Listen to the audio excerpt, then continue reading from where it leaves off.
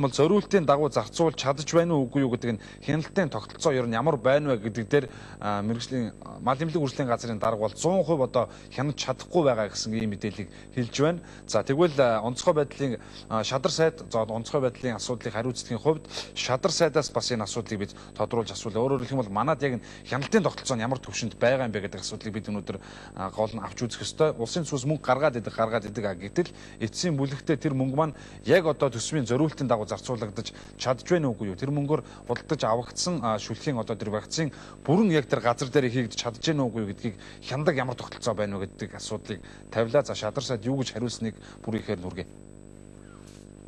Яг авагдаж байгаа улсын цус мөнгө гараа явцдаг. Гэтэл нөгөө вакцин маань бүрэн хэмжээгээр ирлээч гэсэн яг тэр вакциныг бол одоо тендер зарлаад хийж байгаа хувийн хвшлийнхан гүйцэтгэж байгаа шүү дээ. Тэгэхээр яг тэр вакцин маань бүрэн хэмжээгээр тэр хийгдэх ёстой малдаа хийгдэж чадж байна уугүй юу гэдэг тэр нэлээд эргэлзээтэй асуудал гарч ирж байна л да. Хэрвээ вакцин хийгдсэн бол яагаад өнөөдөр шүлхийн гэж ойр орхон гарч байна гэдэг асуудал тавьдаг юм. Энэ дээр төр нэгэн төөрөө захиалгаа өгөөд мөнгө төлж байгаа тохиолдолд хяналт тавьд ямар тогтолцоо байна?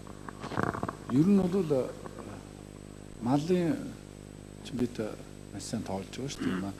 Мал тоолсон одоо тухайлах юм бол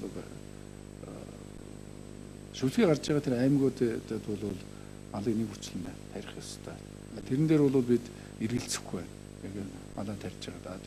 Нөгөө талаас нь бол зарим мал нь те манайх ч одоо зарим аймагуд бол мал нь одоо хариулахгүй энэ төр явж байгаа. Тэрнээсээ болоод хариуцлагагүй одоо гарсан байхыг үгүйсэхгүй. Нэг л улсын төсвийн хөрөнгөөс ийм одоо ажил хийж байгаад орон нутгийн удирдлагууд орон нутагт ч одоо сум орон нутагт ч бид малын одоо Монгол мал хөтөлбөрөөр малын одоо асуудал хариуцлага 2 мэргэжилттэй хүртэл болгосон шүү. Тэгээд тэднээс хяналтаа тавьж анхаарал ажиллах хэрэгтэй. Нөгөө талаас бол сүүлийн үед гарч байгаа вакцинуудаа зүүн аймагаас гараад ирж байгаа учраас бид хэлийн одоо хяналт наашин цаашаа хөдөлгөөн анхны хөдөлгөөн энэ төр анхаарах хэрэгтэй. Ийм хоёр зүйл дээр бид бас цааш анхаарах юм. Нэгдүгээрт нь бол гаднаас орж ирж байгаа үгүй гэдэгт анхаарах хэрэгтэй. Нөгөө талаас малаа бүрэн вакцинжуулж чадж байна уу гэдэг дээр бол орон нутгийн сумын удирдлагууд орон нутгийн засаг захиргаа гэдэг чинь өөрснөө хяналтаа тавьдаг, үйл ажиллагаагаа явуулдаг тусгай мэргэжлийн хүмүүстэй байгаа учраас энэ дээр анхааруулж байна л да.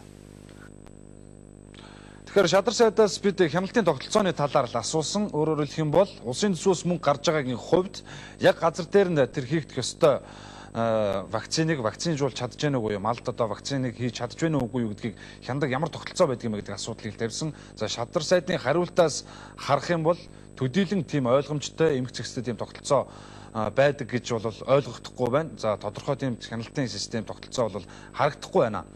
Тэгэхээр энэ талынхаа асуудлыг өнөөдөр одоо холбогдох яам, бодлого боловсруулагчид, хэрэгжүүлэгчид анхаарал тавих цаг болжээ гэдэг нь өнөөдөр харагдаж байна. Өөрөөр хэлэх юм бол шүлхийн өвчин гарсны дараа боом өвчин гэдэг юм уу, малын одоо гоцгаалдуурт өвчин гарсны дараа вакцины асуудлыг яриад ингээд нэргэсний дараа хашгирав гэдэг шиг биш. Урьдчилан сэргийлэх, өөрөөр хэлэх юм бол үйл ажиллагаа явуулж байгаа тэр хяналтын тогтолцоо гэдэг юмнуудаа төгөлдржүүлэх юм шаардлага байна гэдэг нь харагдаж